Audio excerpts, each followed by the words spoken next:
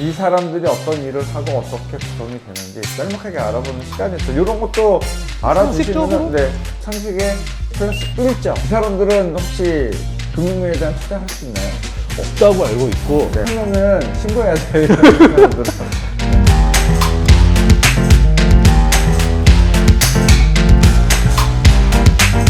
안녕하세요. 안녕하세요. 네, 12월을 앞둔 이제 11월 마지막 촬영. 예, 저희 해적 이베스트 투자증권의 김성준. 김성준입니다. 예, 저희가 이제 지난주는 미국의 중간 선거에 그쵸. 대한 이야기를 해봤잖아요. 네. 많이 나왔어요, 제법. 아주 뿌듯해. 제일 많이 나온 거 아닌가? 역대급 제일 많이 나온 네, 그 저희 촬영이었어요. 근데 저희가 이제 지금 계속 FOMC 연준 막 이렇게 얘기하면서 지금 시청하시는 분들이 이 진짜 연준의 구성이나 그러니까 흔히 우리나라로 치면 이제 금통위죠. 금통위. 여기에 비해서 어떤 식으로 구성이 되는지 솔직히 지금 보시는 분들도 금통위가 이제 금리 결정만 하지 구성은 어떻게 되고 그런 것들을 모르시는 분들이 많을 거예요. 그렇죠. 그래서 저희는 어쨌든 국내가 위주가 아닌 해외가 해외니까. 이제 메인이니까 그 중에서도 가장 중요한 이제 미국 이제 연방준비위원회 이제 FOMC까지 해서 여기 있는 회의까지 해서 이 이야기에 이제 해석을 조금 해설이죠. 해석이 아니라 해설이라 되겠죠. 해설을 조금 말씀드리는 시간 가져볼게요. 원래 이런 걸 미리 했어야 되는데 그 전까지 FOMC만 하다가 중간에 하게 당연히 되네요. 알고 있으리라고는 생각을 안 했어요, 저는. 그렇죠. 그냥 이제 미국에서 금리 결정하는 정부기관이라 이제 많이들 생각을 하실 거예요. 뭐 일단 그렇게만 아시는 것도 솔직히 뭐 다 되는 거니까. 그렇죠. 그러면은 자, FOMC 요거에 대한 구성은 어떻게 되는지 우리 차장님 좀 말씀 좀 해주세요. 일단 간단하게 그냥 한 문장으로 정리하면 미국의 12개 지역을 일단 나눠요. 미국은 54개 준대. 딱 12개 그냥 12개로? 뭉태구리로 네. 12개 나누고 그 12개 지역에 각 중앙은행을 하나씩 만들어놔요. 그 중앙은행을 두고 이게 연방준비은행을 두어서 실질적으로 각 12개의 중앙은행 역할을 수행하게 하는데 네. 이를 관리하는 감독들이 있을 거 아니에요. 네, 그렇죠. 그 사람들이 이제 이사진으로 꾸려져 있는데 그게 연방준비제도 이사회예요. 그러면은 이 12명이 FOMC에 들어가는 모든 사람들인가요? 멤버들 중에 일부죠. 다 포함이 다는 되는 아니고 거기서도 또 다는 아니고 일부 들어가고 이제 이사진 그 연방준비제도 이사회는 다 FOMC 미팅에 참석을 하고 투표권도 가지고 있고요. 네. 이런 사람들이 모여서 매년 6주마다 한 번씩 네, 매년 그렇죠. 총 8번 연방준비제도 이사회와 그 연방준비은행의 대표들이 모여서 연방공개시장위원회 그렇죠. FOMC를 개최를 해요. FOMC가 뭐의 약자예요? 연방공개시장위원회 영어로 영어로 Federal Open Market Committee 페더럴, 연방, 오픈, 공개된 마켓, 시장, 커미트, 위원. 그래서 FOMC. FOMC YMCA가 왜 생각이 나는 거야 나 지금. 자, FOMC 이 뜻을 가지고 있습니다. 네, 자, 간단히 말하면 이렇게 말할 수 있는데 이걸 또 하나 좀 상세히 들어가다 보면 미국의 이제 중앙은행 시스템이라고 불려지는 연방준비제도라고 있어요. 그렇죠. 이거는 그냥 뭐 은행이다, 뭐 이사회다가 아니라 그냥 미국의 금융권 전반적으로 관리하는 중앙은행 시스템이다 생각하시면 돼요. 그 제도, 그러니까 말 그대로 제도니까. 네. 뭐 이사회도 아니고 미팅도 아니니까. 이런 시스템을 갖고 있는데 이거는 1913년도에 연방준비법을 근거로 해서 이제 설립이 되면서 지금까지 쭉 유지가 되어 오고 있죠. 네. 그러면서 이제 이거는 한국하고 좀 특이하게 미국 연방 이제 뭐 재무부라고 해야 될까요? 그렇죠. 재무부하고 완벽히 독립된 기구라고 생각하면 돼요. 네. 뭐 야당과 여당이 이제 금융 정책에 대한 의견이 다를 수도 있잖아요. 그렇죠. 여기에 한쪽으로 치우쳐지지 않는 뭐 우리나라도 그거는 마찬가지지만은 뭐 그게 쉽지는 않지만 또 사실적으로 하지만 자기네들 입장에서는 자기네들은 뭐 바이든 대통령이든 전 트럼프 대통령이든 네. 전 누구 대통령이든 간에 그런 입김을 받지 않는다라고 생각을 하고 결국 있죠. 그쪽 그 위원장을 선임하는 거는 대통령이잖아요. 대통령이고. 네. 그 다음에 어떻게 보면 그 이따 말씀드리겠지만 이 연방준비제도 이사회에는 7명이 있는데 지금 네. 다들 아시다시피 파월 의장을 포함 7명이 있는데 네. 어떻게 보면 다 공화당 아니면 민주당 사람들이에요. 그렇겠죠. 그러니까 어차피 당에 들어가 있는 사람이지만 이제 그 미국 연방 정부의 재무부 그쪽에서의 입김은 자기네들은 안 받고 자기네들끼리 회의에서 자기네들끼리 통화 정책을 할 거다라고 이제 자부심 좀 갖고 있고 좀 권력을 좀 많이 갖고 있는 사람들이죠. 그럼 이 사람들은 정치적인 부분보다는 금융적 이제 경제나 이쪽 산업 출신이 대부분이겠네요. 네, 그러면? 그래서 보면 뭐 뉴스나 이런 거 보시면 파월 의장을 세계 경제 대통령이라고 부르잖아요. 네, 그렇죠. 또 그런 의미에서 이 사람들은 정치보다는 경제에 치우쳐 있는 사람이다. 자, 그러면은 이 연방준비제도에 그러면 하는 일은 뭐가 될까요?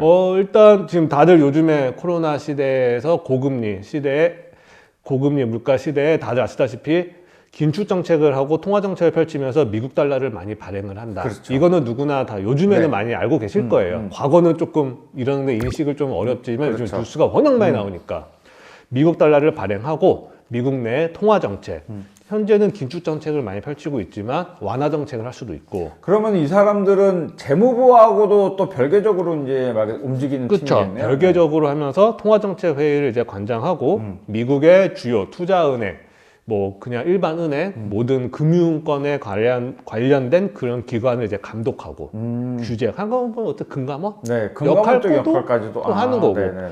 그다음에 금융체계 안정성 유지하니까 이것도 어떻게 보면 금감원 쪽에서 하는 역할하고 비슷하고.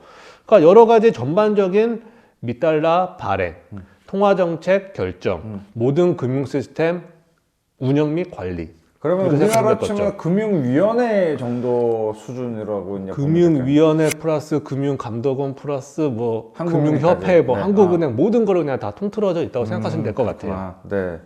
그러면은 연방준비제도 이렇게 됐으면 연방준비은행이 또 있죠. 네, 아까 말씀드린 것처럼 미국을 12개로 나누어서 네. 각 지역의 중앙은행을 하나씩 만드는 게 12개인데 그렇죠. 얘네들 중에서 가장 중요한 거는 아마 뉴욕이라고 생각을 하나 봐요. 과거에서부터. 아무래도 경제와 금융의 중심지니까요. 네, 왜냐하면 선물 같은 경우는 CME 거래소 시카고가 시카고. 거의 메인이긴 한데 네. 주식 같은 경우나 금융 같은 경우는 이제 뉴욕 금융 거래소도 있고 네. 주식 시장이 거기서 메인이잖아요. 네, 그렇죠. 그러다 보니까 뉴욕 준비은행이 거의 미국 그 12개 연방준비은행에서는 이제 탑이다. 최고로 권력을 갖고 있다. 황소영상은 뉴욕에밖에 없어요. 뉴욕에 있으니까. 그렇죠. 네. 그럼으로써 이 사람들이 전 세계적인 규모의 이제 대형 투자은행이나 일반 은행들은 뉴욕 연준 밑에 산하에 다 있어요. 그러니까 그쪽에 관리 감독을 다 받고 있는 거죠. 그래서 뉴욕 연준 총재만 FOMC에서 항상 부의장이에요. 아, 부의장직을 갖고 있구나. 네, FOMC가 12명이 구성이 되어 네, 있는데 맞아요. 의장은 그 미 연준 준비제도 이사회 의장인 파월 의장이 의장을 다시 네, 하고 이거는 뭐 대통령령으로 이제 떨어지는 거고. 하고 부의장은 무조건 뉴욕 아, 연방준비은행 총재가 네, 무조건 총재가 하고. 누가 되든지 간에 그렇게 이제 형성이 되어 있죠. 그러다 보니까 여기서 보시면 이거 나중에 피디님이 한번 넣어주실 텐데 이게 미국 지도인데 네. 이게 숫자별로 이제 12개, 10위까지 있는데 딱 가운데로 따지고 보면 다 우측에 있어요.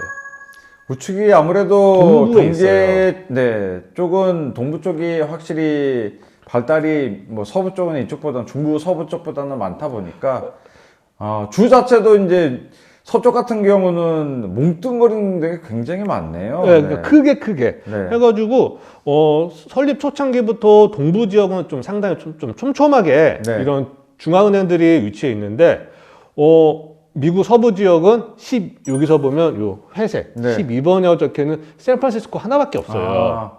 저는 이게 항상 뭐 이런 발표나 방송이나 뭐 유튜브 이제 준비를 하면서 이제 어느 연방준비위원회 총재가 어떤 이런 발언을 했다 그래서 주로 이제 나오는 부분만 나오길래 이쪽에 입김이 세서 그렇게 했구나. 주는 이제 12개, 52개 그쵸. 주가 있는데 이제 그렇게 생각을 했었는데 저는 제가 저도 이쪽으로는 별로 크게 이제 구성이나 이런 거 관심이 없어갖고 따로 이제 뭐 지금처럼 준비를 안 해봤는데 이렇게 보니 또 이제 새롭네요. 요거는. 네. 그러다 보니까 한 2010년 후반부터는 서부 지역에도 연방은행을 좀 추가해서 조금 여러적으로 좀 넓혀야 되지 않나. 그래서 근데 지금 제가 중서부에서 이제 대학교로 공부를 네. 하고 거기서 인턴까지도 해봤잖아요.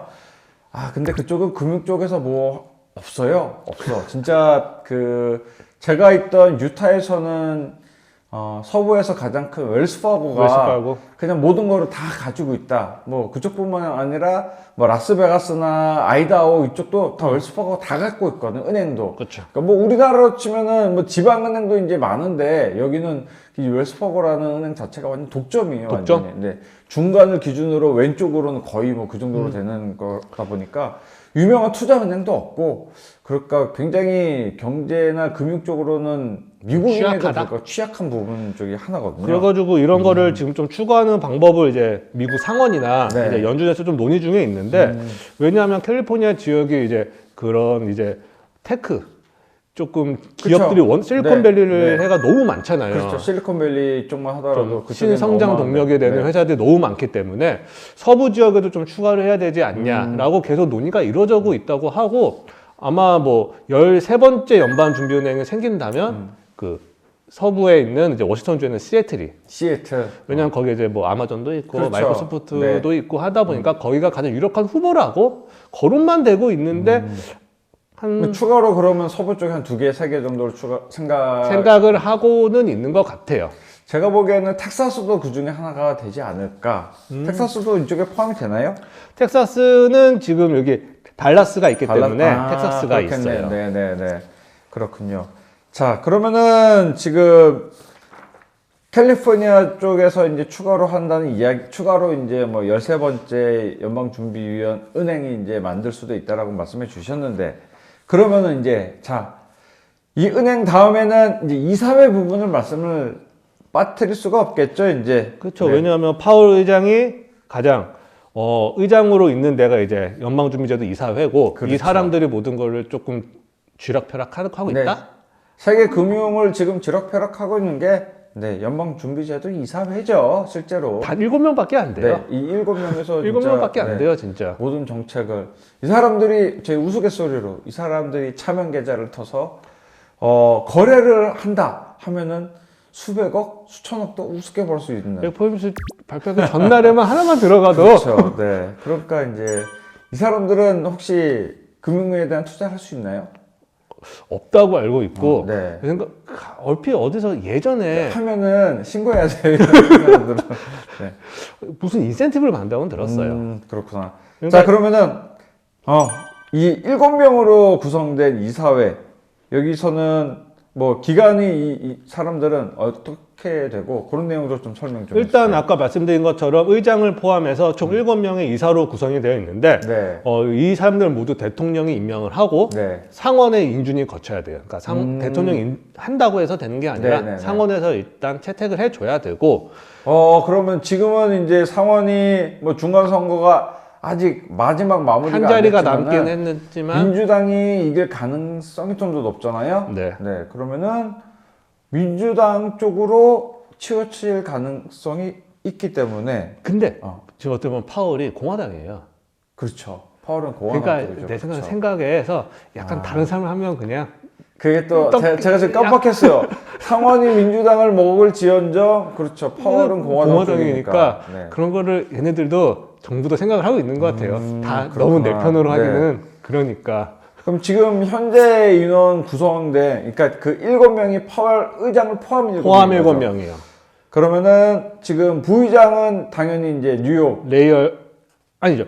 이사회 부의장은 따로 그것도 레이얼 따로, 브레이너드이기 따로. 때문에 이 네. 사람들은 중앙은행 총재랑 별개예요. 이쪽은 또 이사회. 별개고 이사회고 여기는 총재. 이제 그전은 은행 그러니까 총재들. 한마디로 말하면 저 은행들이 있는데 이 7명은 본사에서 일하는 임원들. 그렇구나. 이제 머리 제가 그다음에 정리가 됐어요. 12명은 뭐 여의도 지점장, 네. 뭐 강남 지점장 이런 사람들 각 지역의 연방준비은행 총재들은 12명. 12명. 그리고 이사회는 연준 7명. 연방준비위원 이사회에서 소속된 사람은 일곱 7명. 명.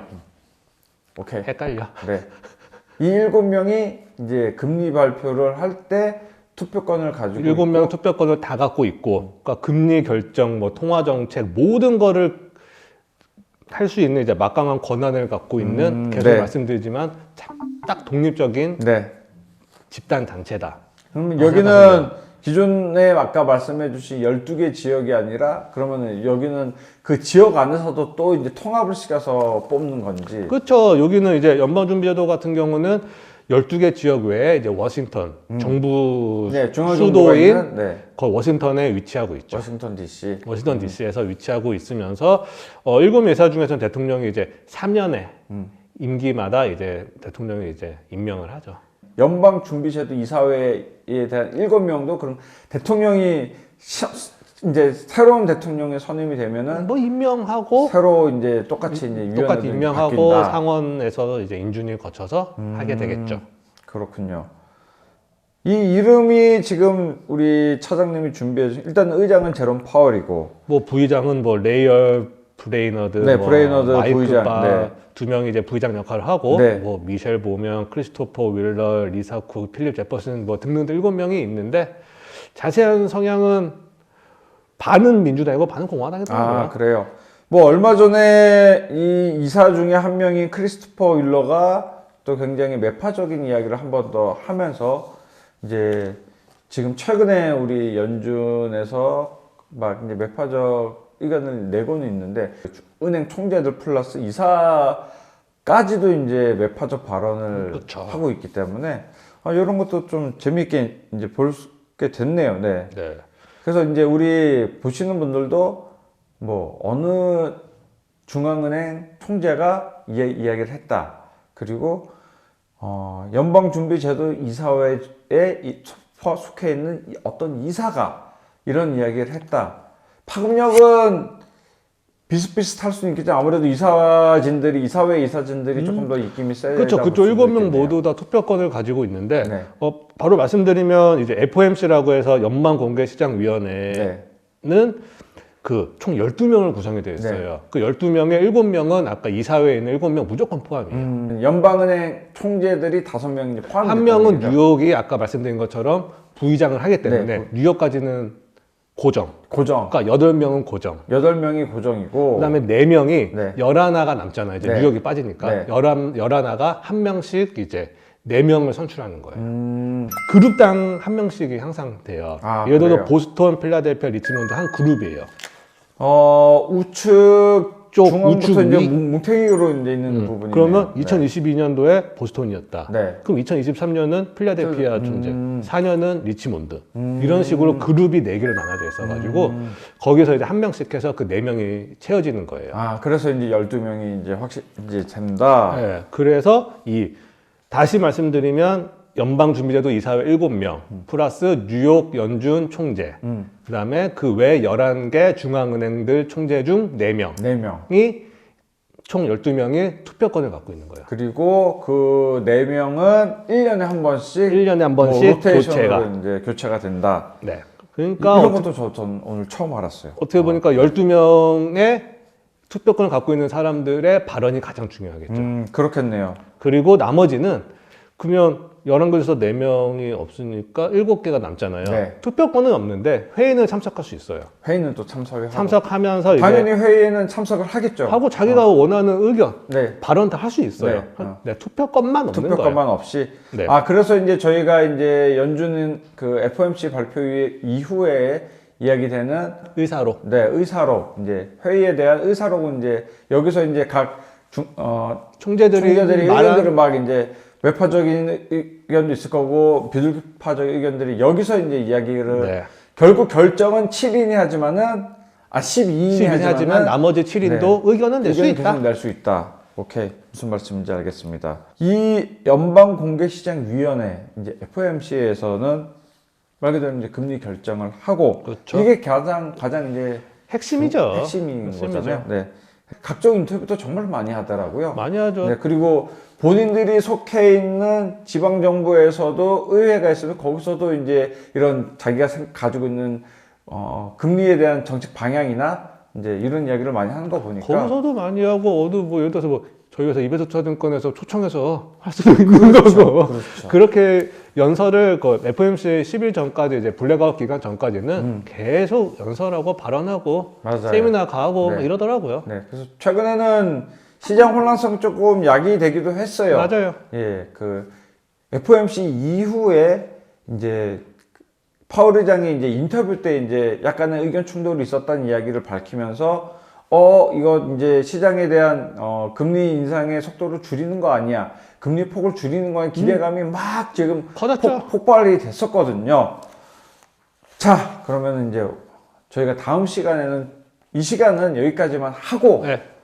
다음 시간에 이제 최근 이제 연준 의장들이 어떤 발언을 했으며 무슨 저희가 이제 생각을 소비자 갖고 물가지수 있는지. 발표하고 미국이 이틀 동안 나스닥이 9%가 올랐어요. 미친 폭등이라고 하죠. 하지만 폭등이란 말은 잘 안 쓰더라고요. 급등이란 말을 써도 최근에는 이 폭등이란 말이 불안하다는 얘기, 뭐 폭락도 불안감 조성을 한다는 이야기 때문에 이 말이 잠재적으로는 사용을 하지 못하는 그냥 금융시장 안에서. 뭐 상승폭 확대? 저는 예전에 이제 뭐 제가 이제 리포트를 시험 썼을 때 굉장히 폭락, 폭등 이 얘기를 많이 강하게. 썼는데 그런 얘기를 쓰지 말라고 이제 경고를 받았어요. 회사 내부적으로도. 네가 뭔데 폭락이고 폭등이야.